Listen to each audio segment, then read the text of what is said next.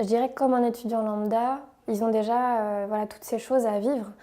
Parfois le départ du logement familial pour prendre un logement autonome avec toutes les démarches que ça engendre, toute l'anticipation que ça engendre. Donc forcément, pour un étudiant lambda, c'est déjà pas toujours évident. Donc pour un étudiant en situation de handicap, ça peut être d'autant plus compliqué parce qu'il y a plus de démarches, il y a plus d'évaluation, il y a plus d'anticipation qui sont demandées.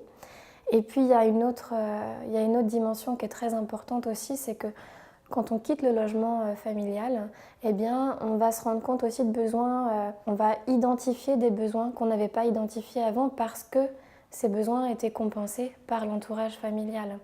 Donc c'est difficile aussi quand on prend un logement autonome de se dire qu'est-ce qui était compensé par la famille et qui va apparaître, donc qu'est-ce qu'il faut anticiper.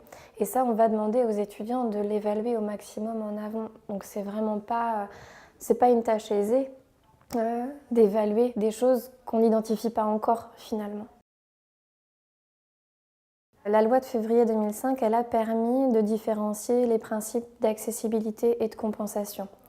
Donc ça, c'est plutôt pas mal dans la mesure où tout ce qui relève de l'accessibilité d'un établissement d'enseignement supérieur, donc c'est pas que l'architecture du bâtiment, c'est aussi l'accessibilité au contenu des cours, à la formation, c'est à l'établissement de mettre en œuvre tous les aménagements nécessaires pour que l'étudiant y ait accès.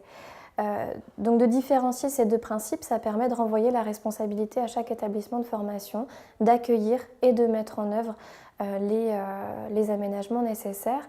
Nous, forcément, on s'appuie sur ces textes de loi, sur les articles qui concernent les études supérieures et ces établissements-là.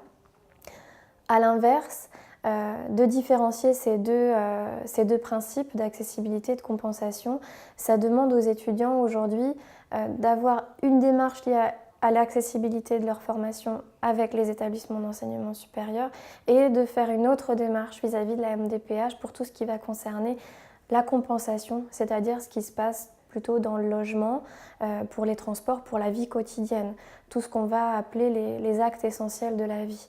Et donc voilà, ça multiplie quand même les démarches et un dossier MDPH pour un étudiant qui est en pleine prise d'autonomie, qui va découvrir plein de choses de la vie de jeune adulte, qui va quitter le domicile familial, qui va changer de méthode pédagogique, d'apprentissage, etc. Avoir en plus ce dossier MDPH qui n'est pas forcément évident à comprendre, ça peut être lourd comme démarche.